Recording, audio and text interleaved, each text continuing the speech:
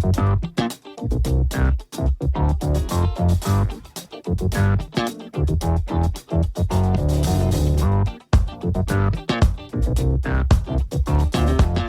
folks, and welcome to the Daily Ratings Podcast.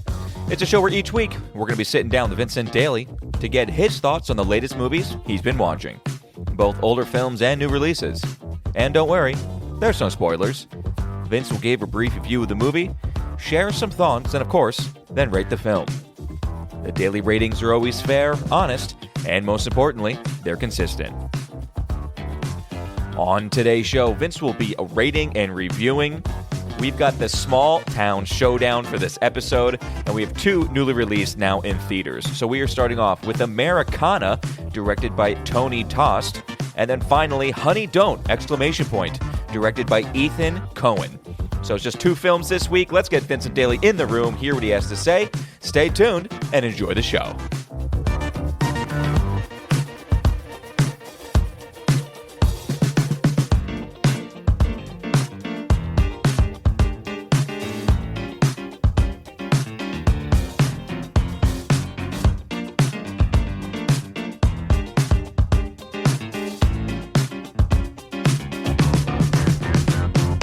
Mr. Vincent Daly, how are we doing over there, my friend? Thomas, how is the showdown going to play out? I don't know. Boy, I can't wait. I have my prop bets in already, so we're good to go. Yeah. So Americana is almost already out of theaters. Yeah. I had to race to see this before it got knocked out with this weekend. So not the biggest, not the biggest showing we can say for that one. Yeah, but honestly, there was a lot this week that we could have covered. That a lot of limited releases. Yeah, a lot of little guys. I know we were speaking off podcast about Relay. Yep. From David Mackenzie. Yep. And just a few other handful ones. Ron Howard, I guess, released another movie with Sydney Sweeney. Eden. Yeah. Yep. Actually, kind of somewhat, maybe even look good. Oh, really? And okay. I read a review that was not great, and then also a review that actually liked it. Okay. But Ron Howard pumps out not a small amount of films. Yeah. But he's just, he is out of the A-tier director's spot. Yeah. And he's trying to claw his way back in. And it's a shame. You'd think someone of, maybe not his caliber, but he's been in caliber. the business. Yeah, I mean, you look at his Apollo 13. Yeah. I wonder what film really took him out. But I don't know. I was even thinking, because I was looking at that Eden thing. It's star-studded. It's like, do we start watching some of his movies? Yeah, I mean, I think in an alternate reality, and also like, It's a Vigo movie. Oh, really? He's got that Vigo movie that... That's ears perk up. I know. For Vigo. Well, apparently it was okay. It was the diving movie. Oh, okay. Or when they're like, the kids got trapped in the mine, or people got trapped in the mine, I think, or something like that. It came out on Amazon. Interesting. With like buzz when it came out. I think we know it tanked him. What? It was the Vatican movies with Tom Hanks. Oh, those are Ron Howard movies? I think all three of them. Da Vinci Code. Yes. Wow. Second one is beautiful. Yes, you've talked about it before. That those movies are a roller coaster. But yeah, I mean, alternate reality, alternate week. Definitely could have been a Ron Howard 5 spot, but I don't know. That would have been hilarious. It would have been a lot. We'll slowly go through his stuff. Yeah. But for now, it is left versus right. It is sexy lady versus sexy lady. In one corner, is it a dog whistle for eugenics, or is it just a commercial about Gene Sydney Sweeney? And in the other corner, who kicked my brother out of the writer's room and let my bi-curious wife in, Margaret Qualley? But it's a real head-to-head. I mean, these movies, it was going to be called the Midwest matchup, but... It just doesn't work because it just doesn't make sense. Yeah, Honey Don't is in, just rural California. It's in, Bakersfield. Well, I thought you were talking about the two of them. Because Qualley is from... where is she from? Oh, maybe Texas or something like that, right? No, Kansas, Minnesota. Oh, okay. Something where that made sense, but Sweeney's from Spokane, Washington. Oh, wow. This doesn't count as Midwest. Yeah. Anyway, but it is small town showdown, big time. Yeah, I like that. They're both from smaller towns, and each works. movie is around a smaller town. Yeah, and it's also very much a head-to-head. It's weird because Americana wants to be a Coen Brothers film in addition to 17 other directors. Okay.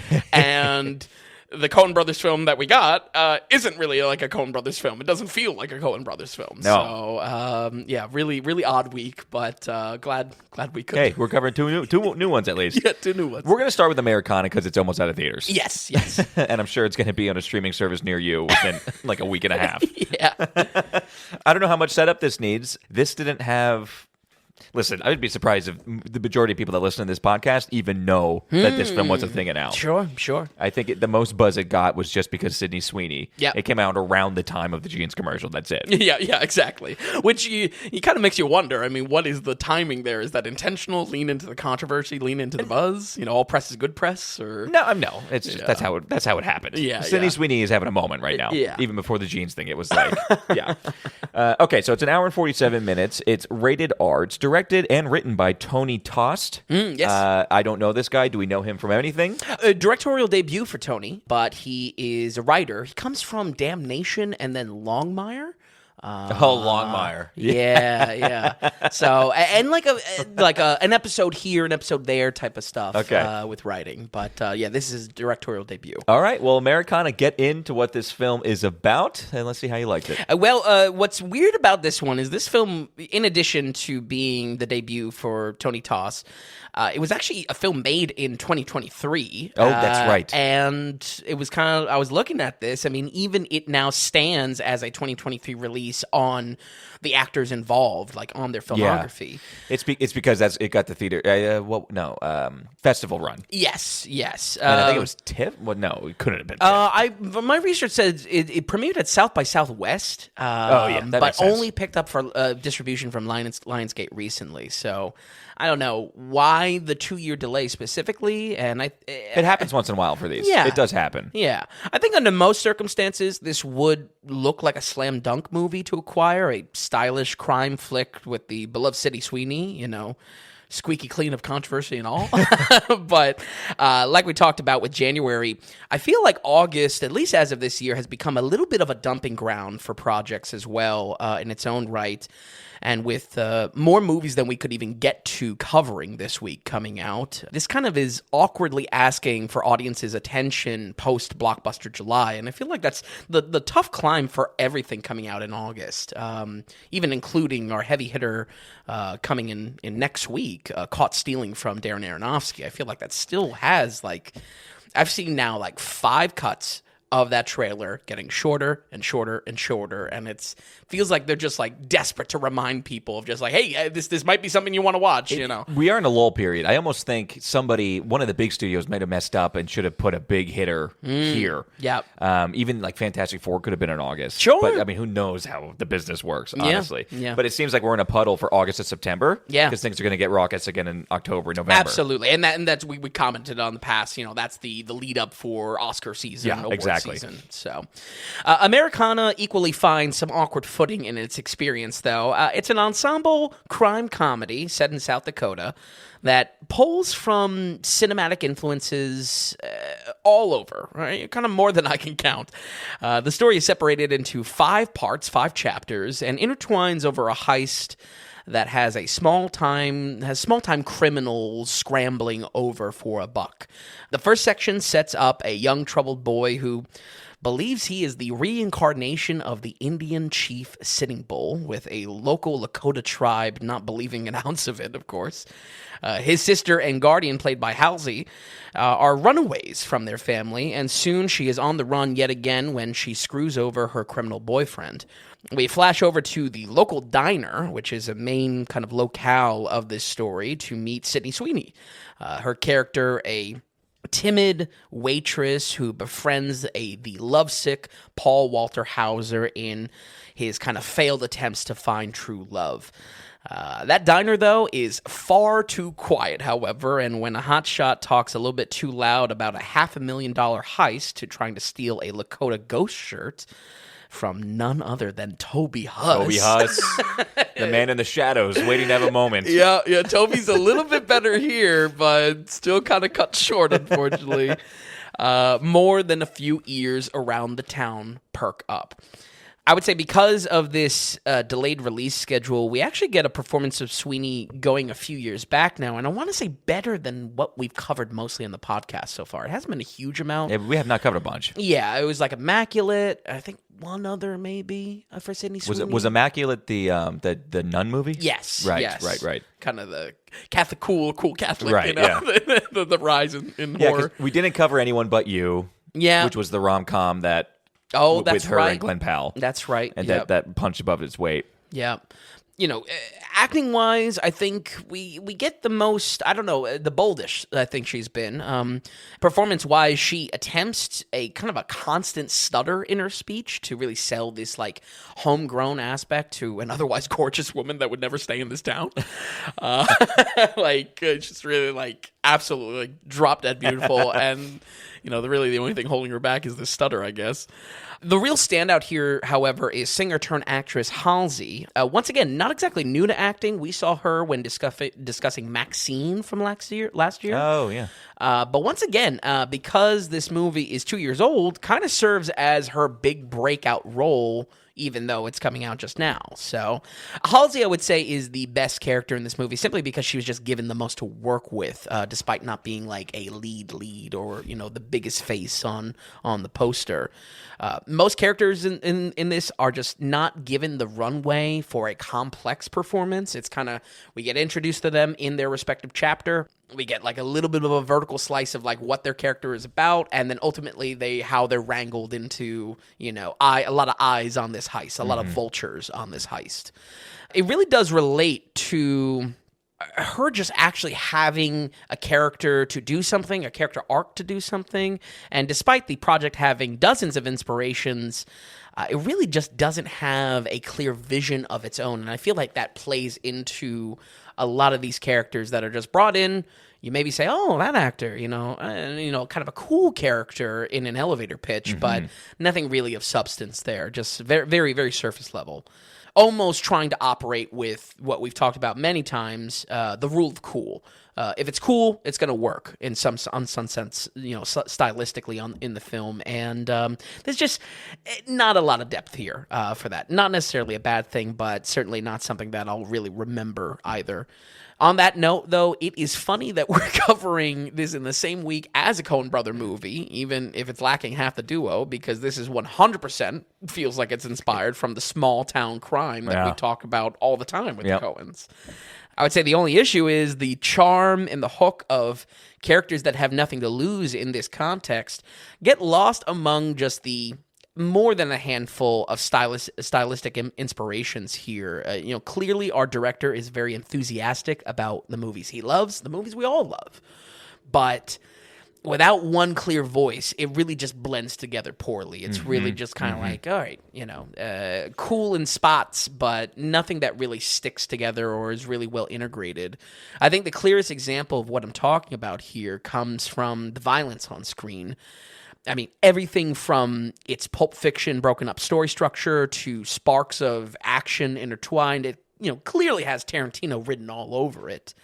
But man, I mean, the action and the kills, there was something off about this. Like flat? Like you're not buying it, or just? Yeah, I feel like just like throwing all the influences into one pot just doesn't produce a good result when action is like your climax. You know what I mean? It's kind of it wants the big shootout of all these forces interacting, all these vultures on the deal. And this movie just has a bad habit of using its kills leading up in the story as comedic punchlines. No problem. That's fine. But when you have every kill as a comedic punchline, even to the point that a kid is killing people, in that way it sacrifices the big emotional moments that it wants to earn later on with these moves and with these kind of shifts in the story that stand out no differently than one that was supposed to be a comedy punchline earlier in the movie. So just really that's what I mean by it's fine that you have a lot of styles and a lot of inspirations here, but something is lost. And I think it's almost lost in every quality that you can point to say like, oh, this was kind of cool, but there's really nothing else more to it beyond, just a little cool. Yeah. And that base, yeah. there's no real depth to this, Yeah. or heart, or it's a wannabe film. Exactly. That doesn't get there. It is a little bit of a poser for sure. Overall, though, it really wasn't horrible. And might even be something to check out once it hits streaming. But for me, it was just too much of a love letter and then directed towards too many lovers, too many loves. It's going back a bit, but we discussed the same thing with Paul Thomas Anderson's Hard Eight as well, where it just felt like every 90s movie coming out at the time. And if you're looking for maybe more of a modern example, we haven't talked about it on the podcast, but I would say this experience is almost identical to 2018's Bad Times at the El Royale, where good one, Vin. yeah, good pull. just Good like pull. that certainly was trying to be a riff on Hateful Eight from Tarantino, Right. Trap all these dangerous people in one spot, Big celebrities. Yep. But Bad Times at the El Royale, the problem that had is that it had all the stylish violence of a Tarantino, but used it all for comedic punchlines and then just ruined the emotional punchlines that you wanted later on in your finales. Same thing here. It's got all the style, has none of the punch to it when it wants it, especially. But at the same time, all these qualities, they become kind of a safety net for the movie, not letting it sink below a certain level. I just hope Tony Todd's next movie is unabashedly his own, because I'm assuming that this isn't going to do too terrible that it will put him in movie jail or not give him a second chance. I'm sure he'll have these connections, this wide range of actors to pull on for another kind of ensemble cast. We're going to go ahead and give Americana a 58. Okay, a 58%. Does this count as a modern day Western? You didn't like it enough to even... Yeah. I mean, very... Yeah, maybe. Maybe. It's small town South Dakota. It is small town South Dakota. There are cowboys and Indians, you know what I mean? Quite literally, it's... so yeah, I guess in ways it is a modern Western, okay. neo-Western. I was expecting it just to be. Yeah. I think the biggest thing out of this film is how is Sydney Sweeney, then how is, in general, how do we like our director Tony Tost? Because with this being his feature, I think budget, I read $9 million. Okay. If somebody likes it enough, like somebody at A24 or something like that, Sure. do we give him a bigger budget and then see where this, like... The one thing of you very much saying how it's just a bit of a wannabe film and pulling on so many other people is, I wonder if he has enough voice of himself that someone wants to actually invest in. Yeah, absolutely. Or if this is... Like, were there tea leaves there? Very slight. I would say maybe in some of the weird heart of the movie, but then I haven't really seen anything else that he's written for to see what that comes through. I mean, you could also say that, like, this setting and whatnot, this South Dakota small town vibe, there's maybe some authentic aspect to it. It's definitely him, because he's a Midwest guy. Yeah. He is, I believe, especially if he's you writing look at on pictures of this guy. I mean, and he's writing on Longmire. I mean, yeah. it's just kind of up that alley. Exactly. So almost like a Taylor Sheridan light, Yes, or something. Absolutely. And in that sense, money-hungry producers looking for any next type of Taylor Sheridan that they can basically pitch the whole streaming service on, it feels like, I'm sure, he'll get more work in that sense. So. Okay, and then Paul Walter Hausen was in it, which I don't understand him as an actor. I don't either. Because it's just, it's like I know the name and people I listen to. It's like, oh, Paul Walter Hausen. Why should I know this guy? I feel like we have an early Greg Kinnear syndrome going on. Nice. Where all of a sudden it is a Greg Kinnear this syndrome. guy is famous for no actual good reason. That's so true. Okay. Also, I think, like, when it comes to Paul Walter Hauser, I look at him and I don't know. It's not like I hate him outright or anything like that. He brings kind inoffensive. Of like a gentleness to his roles, much like Greg Kinnear. Yeah, but like, going back to Richard Jewell, the movie, I think that is his breakout, if I'm correct. Oh. I thought the whole point of Richard Jewell was that he wasn't an actor, and now this guy is clearly on an acting career, so it's kind of like, I don't know. I feel like I view that movie differently now, Well, he wasn't an actor, now he is. Right. You know what I mean? That's just like Dominic Sessa with The Holdovers. Right. He wasn't an actor. Yeah, until you are. And now he's Anthony Bourdain. Yeah, right. Okay, so Americana with a 58%. It'll end up on a streaming service, but I don't know what exactly. Yeah. But anyway. But soon, I'm with you. I mean, it's probably going to be, this week before we post the episode. Before we get to our last film here, we just want to say thanks to our producer of the episode, which is our monthly donor, Linda Schiller, coming in once again, Vin, with a movie ticket for you. Excellent. We appreciate the monthly donations so much, Linda. It means the world to us. As always, anytime you want to write in, just go ahead and write in, and we'll certainly read that on our next producer segment. Folks, we are entirely listener-supported. We are producer-supported here at the Daily Ratings. So we are not going to have any advertising here on the podcast or the website. There won't be any paywalls or pay structures, meaning like you need to pay a certain amount of money and then you get extra content.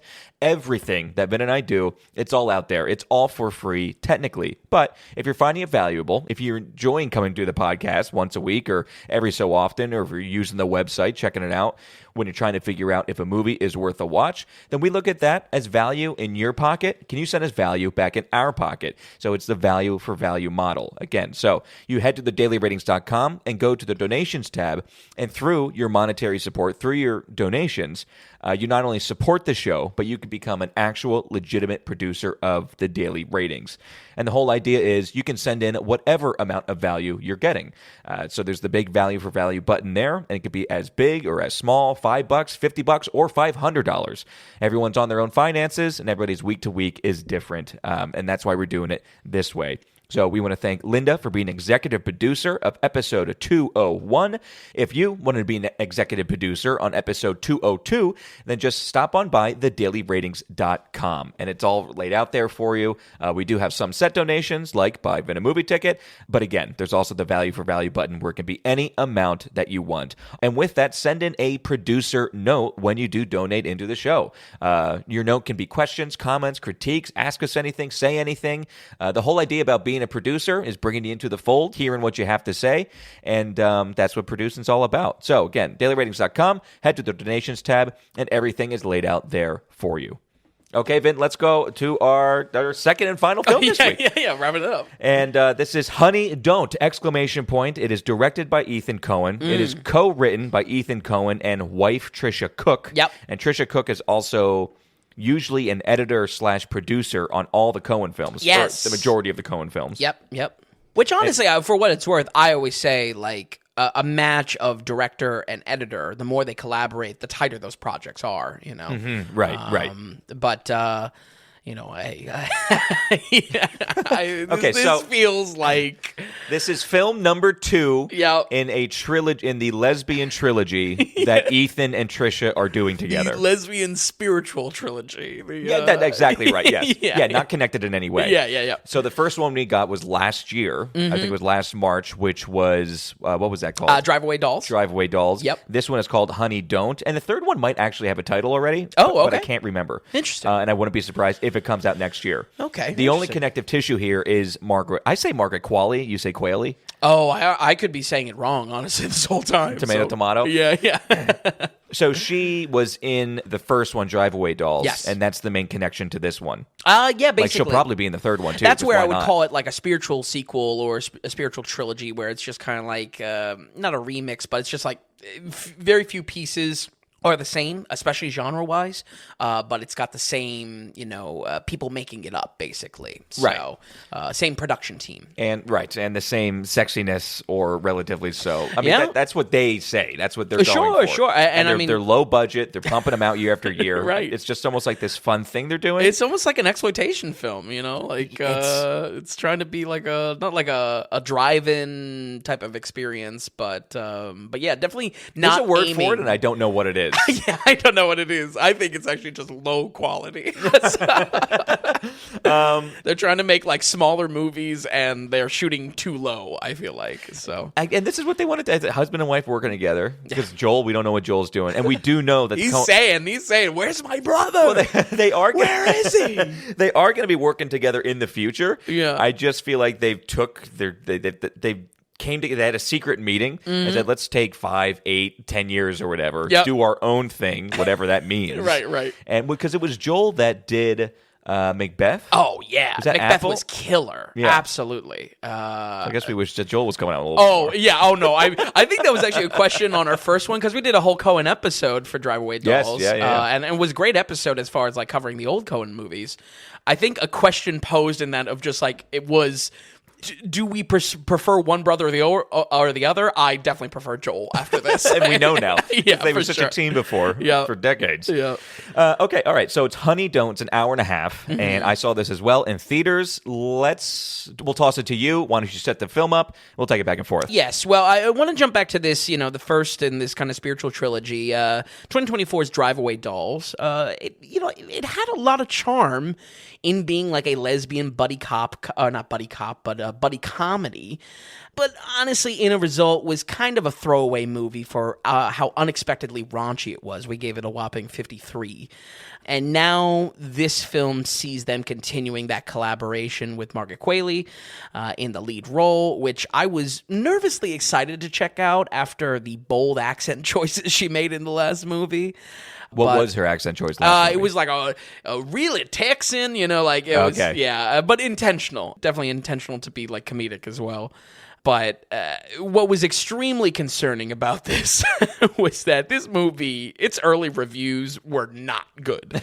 And I was almost shocked because I was like, all right, well, I think I didn't know where Drive Away Dolls landed after our review. I kind of honestly black out on movies once we're done with them. That's what it was. Meh. Yeah. But I didn't expect bad reviews on this one, and I really got morbidly curious if that was because of more bold choices gone wrong or something else. I think, very unfortunately, my morbid curiosity paying off, it's neither. And in a turn for the unexpected, from the usual pedigree of our director, this movie was barely anything at all. It really was and it's just over. Okay. It was disappointing for a few reasons. Yeah. Just because we'll get into it. Go for it. No, it's just more so that at times in this film, there were multiple directions they could have gone, or at least expanded upon a scene. And there's two in particular in my head. We're like, why are we not expanding on this? Why not delve into this? This could be some electric scenes we have here. Yeah. Some tense building scenes, something. And I'm not going to say Ethan Coen dropped the ball because I think Ethan does what Ethan wants to do. Sure. And Trisha Cook, and they co-wrote this. It's very intentional, every bit about this film. But it leaves me sitting there going, but why? It's a lesser product. You're right. Exactly. This is below streaming quality. It feels like at times. I mean, seriously, it was not a waste of time because it wasn't horrifically bad, but a waste of time definitely in the camp of just I did not need to watch this. Right. I truly did not need to spend the time in the theater on this one, but Honey Don't is an old-fashioned gumshoe detective story that really just lacks any originality beyond its lesbian flip to our hard-boiled lead. Margaret Qualley plays Honey O'Donoghue. We have to get this down here. Qualley or Qualley? The only thing is, it's because it's Qual, correct? Yep. So you would say quality. Oh, yeah. Okay. Qualley. Right? You would say quality. What do I say now? You would got say me qualify. messed up. You say Qualley. I say Qualley. I say Qualley. If I see quail. All right. Let me look at it again. Listen. Okay, I just think it's Qual. That to me is Quality. Quality. She's also on a lot of interviews. This could probably be a very easy. just source the example. All right, Quali. She plays Honey O'Donoghue, a straight-talking private investigator that swings the other way. She ends up continuing to work a case she is supposed to be starting after finding her client dead in a car wreck. But quickly, we see more bodies piling up, all connected to the evangelical megachurch led by Chris Evans, who is cutting connections back to his shady dealings. The two of them almost immediately know what each other is up to, but tiptoe around the facts while also calling out each other's sexual promiscuity that gets in the way of this investigation. But the sexual adventures of both sides will catch up with them soon, cracking open a classic open and shut case. I would say what's disappointing to me on this one is that it feels like a way overcorrection from Drive Away Dolls in so many ways. Quali. Wait, was it what? Quali. Thank you. Yeah, at this point, just say whatever you want. I know. At this point, it really doesn't matter. Margaret. From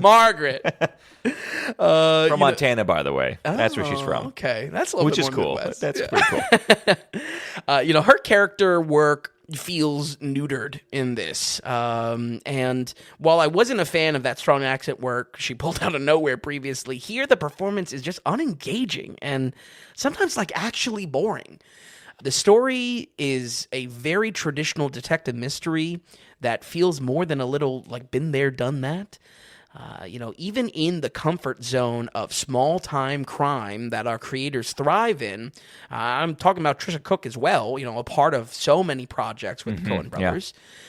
Countless scenes just come and go without any impact to keep you watching, without any kooky Coen weirdos on screen. I feel like there was missing so much character to the character that, for better or worse, that was in Drive Away Dolls. Here, it's man, even minor characters that don't matter at all, they could have just I don't know, weirded them up, made them. There was a little bit two more... characters were reminded me. Oh, this is a Coen.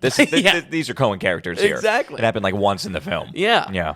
The investigation side of the story lacks anything to engage the audience. Almost all of the cards to the mystery are revealed immediately. That sometimes can make a interesting environment for characters to openly discuss the mystery, to almost build tension and stakes in a different way. That was not the case here. And in fact, at multiple times in the script, we get characters commenting that Honey doesn't have much of a very strong case. Kind of speaks to the meandering quality of what unfolds in the runtime. I feel like Charlie Day, his character, on top of just being a cartoon, such a weird. I mean, it's absolutely just Charlie Day. It is just Charlie Day, but at the same time, I didn't mind it. It really felt like an Always Sunny rip on on his character, but there's just. He comments multiple times, just wow, this case is no one's pushing you to make this case. What are you doing? It's kind of weak as well, and it's man, does that feel like meta commentary on this story? It's the movie. Yeah, it's really, really something else. I don't know. Do you have anything else to say on the investigation side of that? Well, at the end of this, because it was kind of boring, there was times where this movie was, what is it, hour and a half, hour and 29 minutes only? Yeah. Mm-hmm. I really, Margaret Qualley was not really a good PI. I was expecting better private eyeing going on in the movie because it would have been a little bit more electric. That's what you want to see. You want to see the cat and mouse chase kind of deal. The procedural. Absolutely. And it was and it just didn't give us that, or at least to the extent that I thought it was going for. Mm-hmm.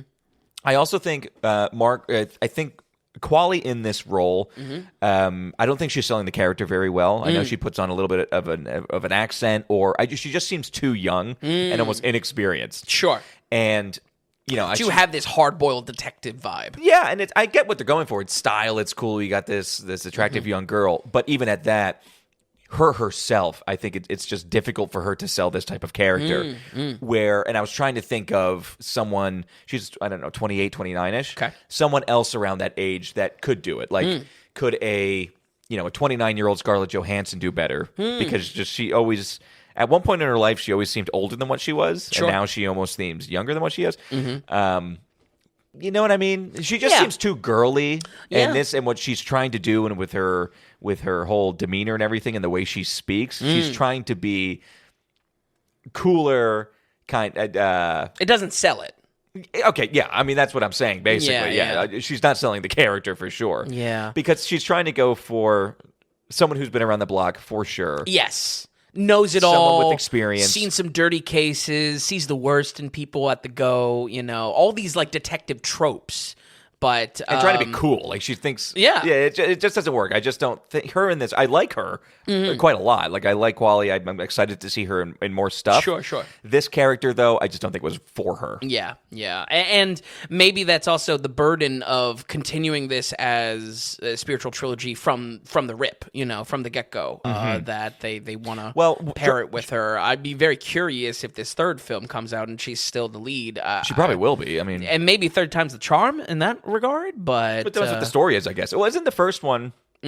Drive Away Dolls, more just like you said, it wasn't buddy cop. It's more so just like road comedy. Yeah, it's film. like a raunchy road trip, right? For sure. That makes more sense for a 28-year-old Quali. Yeah, true. Experience PI.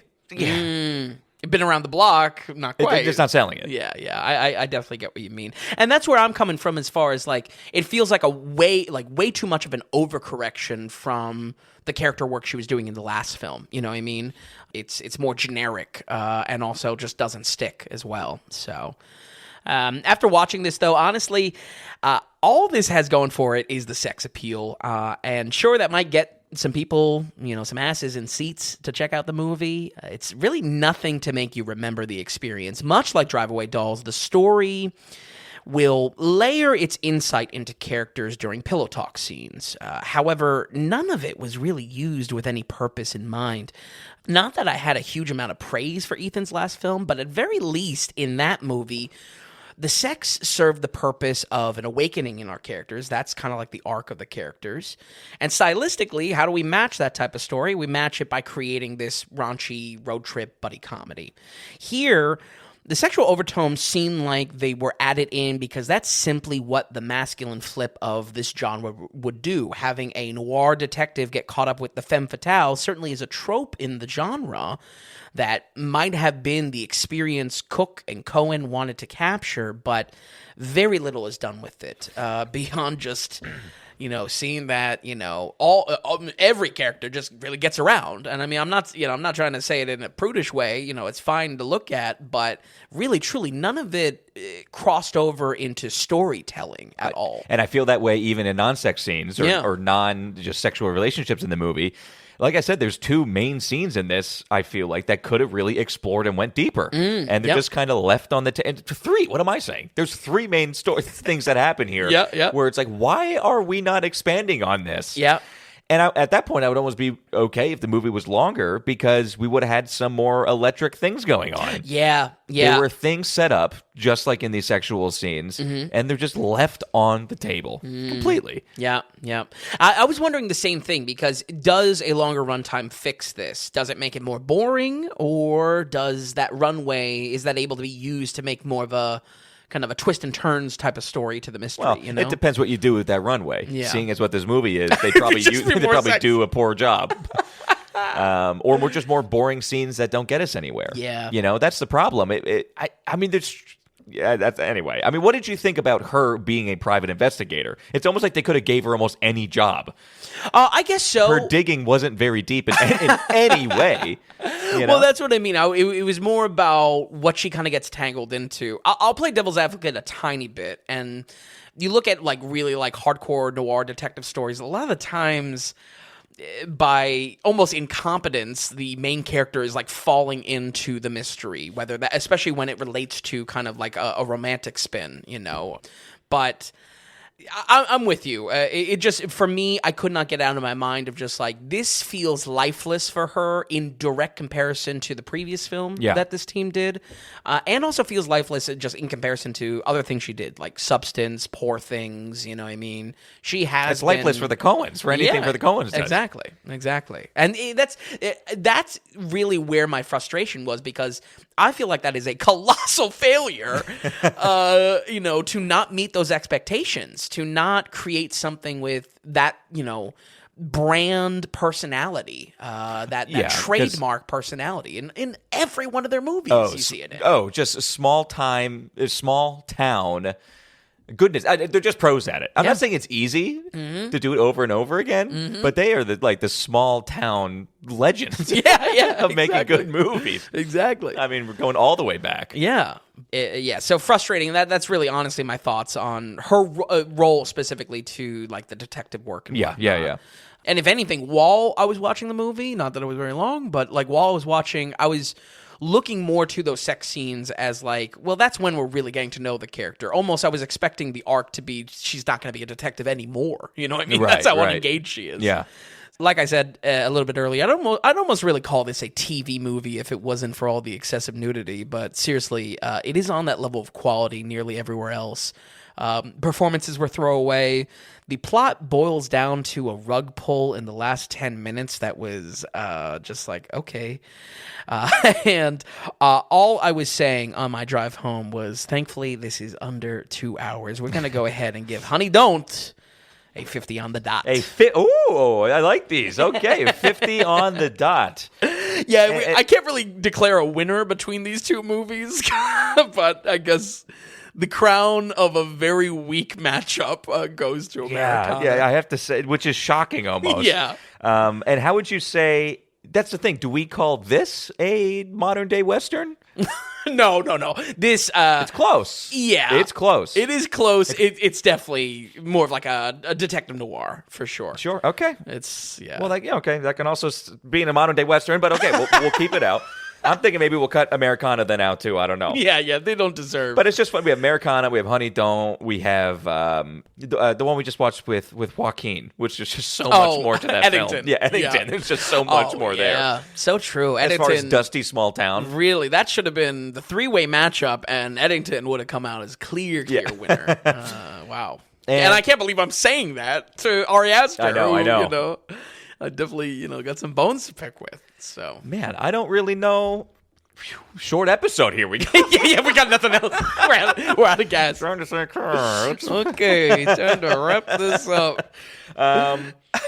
Let's quick go back to Americana because Okay. I just want to touch on it again. For folks who are new to listening, the actor Toby Huss. Okay, sure. Okay, the actor Toby Huss, who does have a very large voice cast role with King of the Hill, but otherwise, I love this actor. Yep. I want him to see A diamond in the rough. Want to see him in more things. He's one of those few that maybe you have in the back of your head of like, why do these guys not get more work? What is going on here?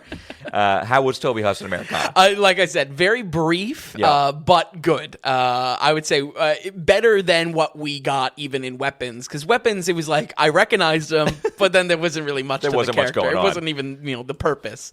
So here he plays the rich guy that they're stealing from. Yes. And I mean, the scene basically boils down to him drunkenly ranting to his dinner party about this, Lakoya ghost shirt. Right, okay. Or Lakota ghost shirt. I mean, it feels like he's just riffing. It's just him riffing. I don't know if he was even given a script. Well, you got to enjoy it when you get Toby Huss. Exactly. The little nuggets here or there. Yeah.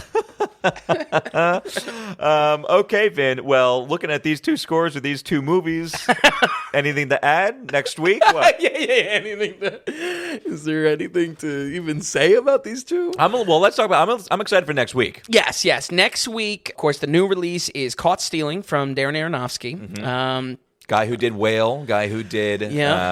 A Requiem for a Dream, Black Swan, The Wrestler, Fountain. We did a special on him. Yeah, when The Whale came out, and also I thought back to that episode in prepping for this because I was in California by chance and caught The Whale on its limited release. A true look. It was playing at 6 screens in the entire country. Yeah, it was a and by stroke dumb of luck, luck. you were in one of them. Yeah. But Aronofsky doesn't have a huge filmography, and this episode will mark us wrapping up all of his filmography on the website and also on Recorded Podcast. His first film, Pi, we did in our Director's First special. Yeah. A good 5 we've tackled on that Whale episode. And now we really only have 2 left in addition to the new release. That's being a weird biblical block in his filmography. That includes Noah from 2014 and Mother from 2017. Mother exclamation point. Yep. So Because Mother is actually a Bong Joon-ho film. Mother exclamation point. So true. And boy, are they different movies. Yeah, very different. Excited for the episode, obviously on a surface level of just like, I like having all the work of a big name director on the site, also recorded, It's the first one that we have of it. Yeah, I believe. think so. Yeah. I think so. Aronofsky, I mean, it's. I feel like I'm very excited. Yeah. Because I'm going to I'll at least watch Mother. Oh, really? And Noah for you. I'd say chill on Mother. I feel like I need to know. I need to know what the deal is. I don't know how I feel about that guy, but thinking, just you listing off his filmography there a bit, his first film, Pi, might be my favorite. Yeah. I kind of forgot that he was in the director's first special. Sure, yeah. Wow, okay. It really is something else because all of his movies are really, really different as far as concepts go. And he is a director-writer, Yes. so it's not like he's just getting tossed projects in a lot of instances. But I think top for me, I think score-wise, probably would have to be Black Swan. Yeah. Also thematically, just like really tight as a movie. Mm-hmm. But I will say, Caught Stealing looks good. Does not look like an Aronofsky film. Looks like a Paul Thomas Anderson It does. movie. I 100% agree with this. Yeah. You said this before we started recording, and I agree, and it almost makes me nervous because what are we actually going to get at the end? I have been looking at some of the reviews. Okay. Part of it, I want to see it, and then part of me is like, I'll wait for you to review it, and then we'll see. Sure. Because Aronofsky just has a way of being a depressing guy. Okay, fair. I find his stuff just depressing. Yeah. And this Caught Stealing seems more upbeat. Like, it does seem like a good movie, actually. Yeah. So I'm excited for you to see it and kind of give us the lowdown on it next week. Stylish crime. I think it looks interesting. It looks faster paced. Yeah. That's how the trailer's cut, at least. Yeah, so. But we haven't seen his entire filmography, actually. So he made, when the Sphere in Las Vegas was opened up, he was given the money to make the first feature film using these types of cameras that were meant to be shown in the Sphere. Yes. Even crazier than Dome IMAX. So he filmed a small nature documentary or something like that. That's right. But, I guess we'll have to... it's a credit. We'll have to put a trip to Vegas. Right. I'll build a dome. I'll build a dome. I'll buy some fancy projector equipment. I was going to say put it on the taxes, but tax write-off to Vegas. Oh, man. But an Aronofsky, and finishing up Aronofsky, super excited for that. Yeah, exactly. And it would be one thing if it's just like, oh, they're all on the site rated at least. It's all recorded on the podcast, which I feel like is the real accomplishment. Yeah, and Noah's not on the site. Obviously, Caught Stealing is not on the site. Oh, yeah, no. That's what I mean. In other cases where we might be close to covering all directors' works, they're not always recorded as well. Yes, I got you. So. Excellent, Vin. Well, Vin, thank you for watching Americana and Honey Don't! ! Appreciate you stopping by this evening. Folks at home, we'll run it down one more time. So Americana got a 58%, and Honey Don't! ! Got a 50%. So that is our small town showdown for this week. And we're excited for Aronofsky to stop by next week. Folks, always appreciate you stopping by, listening to the podcast. And as always, on Tuesday, we'll have the news for you. And we'll be right back here next Thursday on the Daily Ratings Podcast.